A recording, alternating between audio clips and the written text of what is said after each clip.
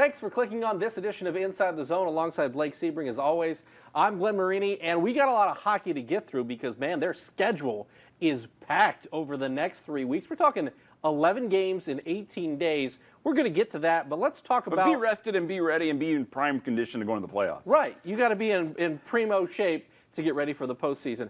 But I want to talk about Saturday first because obviously we've had a lot of excitement. I'm like, they were off Saturday. What are you talking about? No, I'm talking about this Saturday. Okay, Al Sims, looking ahead. The 504 going up to the rafters. What does it mean to see Al's, not his number retired, but his number of wins retired, his name lifted to the rafters? Well, I think you can make the case, and I kind of have over the years, is Al is the most effective, the best coach in Fort Wayne pro sports history. And that says something when you think about the world championships that the Pistons won in basketball and softball back in the day and what the Tin Caps have done.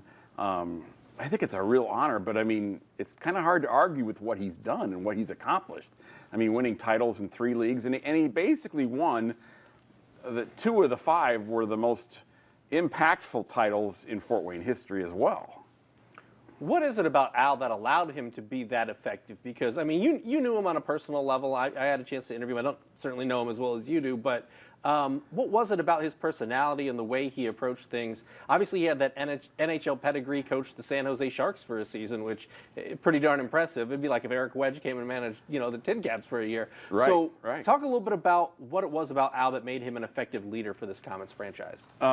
Players liked playing for him. I mean, Al was always a player's coach in that he let the players handle the room. He very rarely, if he had to handle something in the room, it was a bad thing. But he always had fantastic captains like Colin Chalk and Colin Chin and Guy. I mean, he had great leaders who could handle everything, and he let them. And so it never became big issues. Not that he wouldn't get on them at times if they needed that, but he usually didn't have to because he had such effective captains who could handle a lot of that stuff for him. When it came to Al, I think there also was no questioning he knew what he was talking about. Just his background. Yeah. You're partnered as a D pairing with Bobby Orr for 2 seasons. I think you know a little bit about hockey. Yeah. He must have done something right, I mean. And he played like 10, 12 years in the NHL, it was like, okay, I guess if you're going to argue with him, it'd be a losing effort.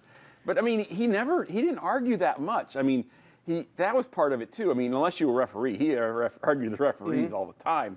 But, I mean, if you were a player, you could talk to him, and you could reason things out. And usually you came around to his idea because he'd kind of let you talk yourself out until you came around to that. Is there a single moment that encapsulates Al that you can think of?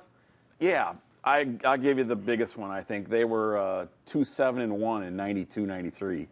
And he said, at the end of this season, no one will remember this slow start. And I can't remember how that worked out. I mean, I think it worked out with the cup being pretty amazing, hoisted. Yeah. That was a younger Al Sims, too, back and in it was the day. fun to watch, too, because every month he worked on something specific with that team. First, he settled down the defensive pairings and then the forward lines and then the special teams. He did one thing a month, and it all seemed to just peak at the right time where by the playoffs, and I don't mean this in any way to be disrespectful at all to Al, but he had that team so well coached, all he had to do was put the lineup down. Yeah, for me and Al, I remember when it was announced that he had retired from the Komets and, kind of a crazy day because of when it happened, and I called up Al and I was like, hey, can we meet you for an interview? He's like, yeah.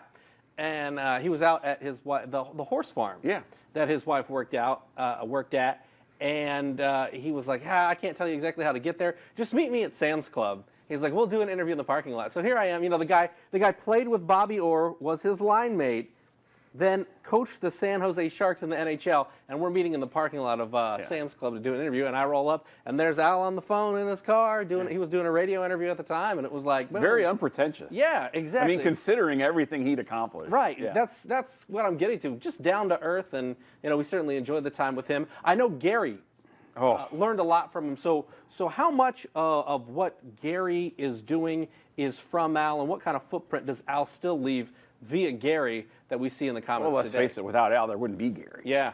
And that has nothing to do with Gary. It has everything with Al being gracious enough to allow Gary to start his career by volunteering with him and then becoming his assistant and encouraging Gary. I mean, those guys, Al didn't know Gary anything, but he took him on. I mean, and that's just, I mean, I think he saw something in Gary. And it's like, when Gary was named coach, a lot of the fans were like, who the heck is he? And all of us in the media are like, oh, that makes perfect sense, because we always saw how hard Gary worked behind the scenes and knew that he'd outwork anybody. I mean, and he really, literally learned everything from Al and then took it to another level. And I think Al is very proud of Gary, too. Very, very proud of Gary. All right, let's talk some hockey now, because we've got, as I mentioned, 11 games left in 18 days. What kind of situation is that? How do you approach that if you're the Komets? Because, like you said at the beginning of the show, you've got to get ready for your most important part of the season, right. But you're also jockeying for playoff seeding. I mean, there's still a lot on the line as far as the regular season goes. Well, I don't think they can catch Toledo. I mean, Toledo's got mostly home games left. The Komets have got 50-50. There's 11 games. I think they've got 6 at home and 5 on the road. And frankly, you've already lost that chance. I mean, with some of the sloppiness, some of the games you should have won, and some of the games you lost. Like Friday night, I didn't think they played very well at all. I thought Friday was just a horrible game. Pat saved them. And I thought yesterday they lost at Brampton. I thought they looked great. I thought they were doing mostly everything they were supposed to do. They were going to the net. They were getting good shots. They were trying to get deflections. And I thought they did really well yesterday. I thought they outplayed Brampton. It was just the one fluke goal. And I thought they deserved to win that game. So, but you can't afford to lose those types of games if you're going to go for a division title per se. So now I think the whole point of these next 11 games is to be playing as well as you can, to be as hot as you can be going into the postseason. Now, that may mean you rest guys here and there. You sit them out to maybe send a message sometimes, or just to get rid of the bumps and bruises. But you want to play well and you want to win. You want to get Pat going full steam ahead, so Pat's confident and everybody's confident in Pat. And you want to make sure he's sharp. And I think he's getting there. I really do. You mentioned Pat, not Garrett. So is that the direction that this team is going? That's my sense. Yeah. That's my sense from talking to Gary last Friday. I think he's not going to say it publicly, but I think he would like to see Pat take the job. He said take it bull by the horns. He did say that. Pat, let's face it, that's why you brought Pat back. You want him to be at his full capacity and play to his potential. And he's a leader on the team. I mean, it's what he's here for. He's also one of the better paid players. I mean, and he's got that experience as well. Speaking of experience, Jamie Shaftsman, you talked about resting guys. He did not play Sunday in the game at Brampton, but he does have an 8-game point streak going on right now. Obviously, that kind of bridges some injury time. So what have you seen from Jamie? Because here's the guy who's the captain of the Komets. This is kind of captain step up time. It's so much fun to watch him because, you don't expect him to be doing some of this. And I don't mean that negatively. It's just like you're watching the game and he's kind of going along and it's like, but then he just has this knack of popping up where he's supposed to be for the puck to be there at the same time. He's a lot like Shafronov that way. I mean, Shafronov was never the most muscular, the fastest skater, he had the best shot. He just had this knack of being where the puck was. And I see a lot of that with Jamie and the goals that he's scoring. It's like they're big goals, too. It's not like they're the fanciest or the prettiest. They're just the most effective. Speaking of being effective, Komets have been great at home recently. Yeah. You're talking about a 12-game home point streak, 11-0-1 during that stretch, 5-game home winning streak. What has allowed them to have the success we've seen at home? How do they continue that? How do they roll that over, hopefully, into the postseason? I think they've gotten to the point where there's a little bit of an intimidation factor when they play teams here.